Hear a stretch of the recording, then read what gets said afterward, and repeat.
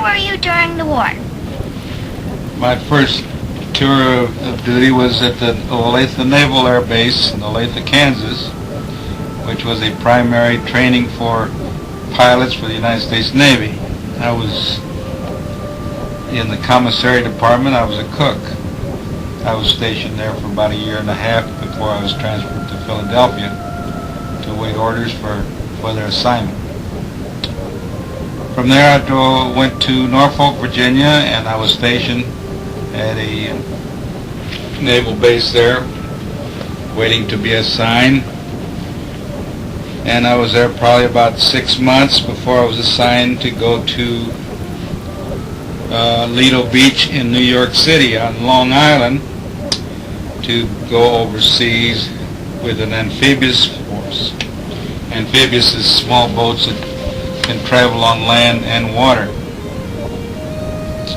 And I was shipped over to Scotland, England, and from there we went on down to Plymouth, England. And from there we was there in May, just before the invasion, and we was there getting ready to go across the channel. And I was assigned to a big Liberty ship, which was to take 800 CBs over to cross on the channel during the invasion. CBs are construction battalion workers assigned to the Navy, and they handle big machines to make roads and aircraft fields for the planes to land on. And so we went across on June 7th, and the night before they dropped parachutists, so that when we got there next morning they were already inland. And so we laid off the beach, and we couldn't unload our troops because the water was so rough, and we sat there for 19 days because the water was so rough in the English Channel that we couldn't unload the troops until the water calmed down. And then after we unloaded them, we came back to England to get more supplies. So I made 3 trips across the English Channel on the Liberty ship. We went to Le Havre, France, and Omaha Beach.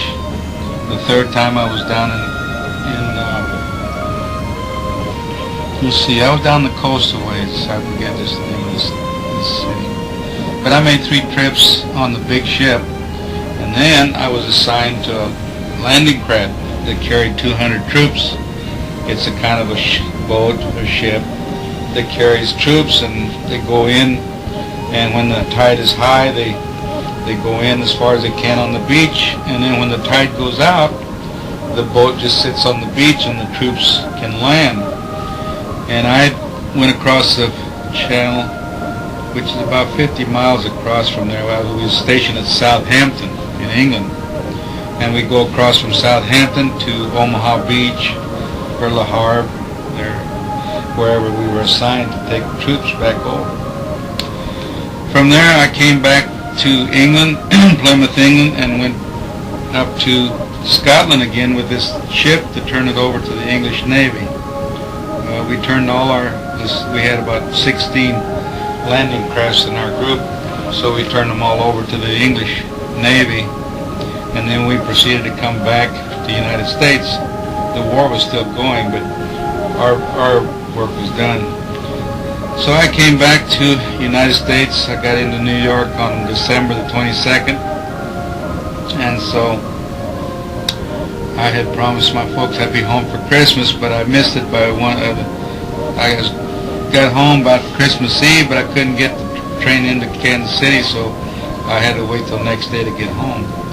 So from there I got reassigned again after about 19 days leave. I came back to Norfolk, Virginia, and I got assigned to a destroyer escort, which is like a destroyer, and we did patrol duty, convoy duty to Africa.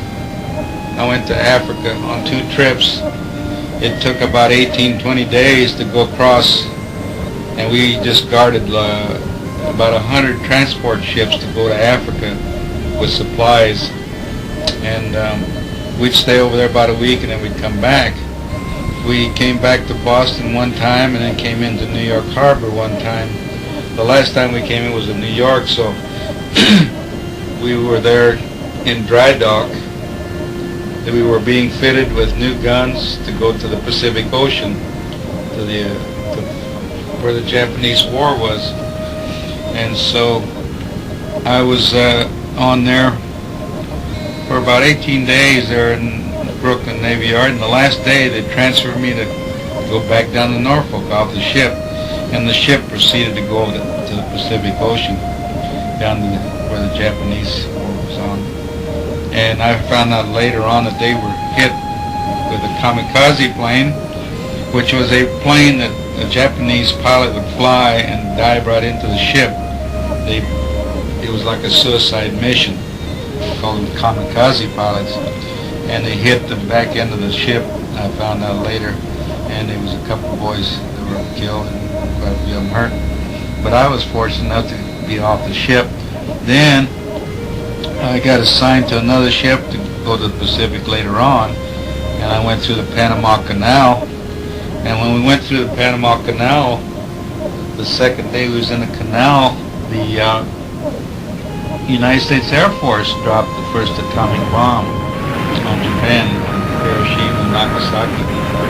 And that ended our trip to go to Japan, so they changed our orders to take the whole ship of sailors up to San Diego.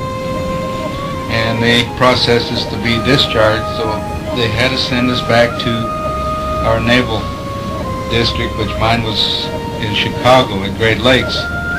So from there I went to Oklahoma, to Norman, Oklahoma, which is Naval Air Base down there, and that's where I got my discharge.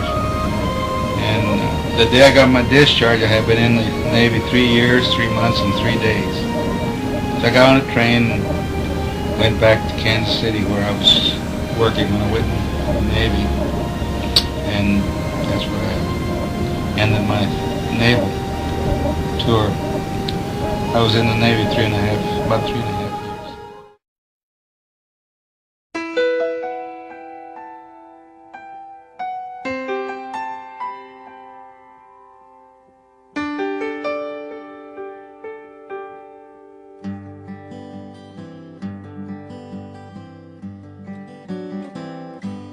Looking back on the memory of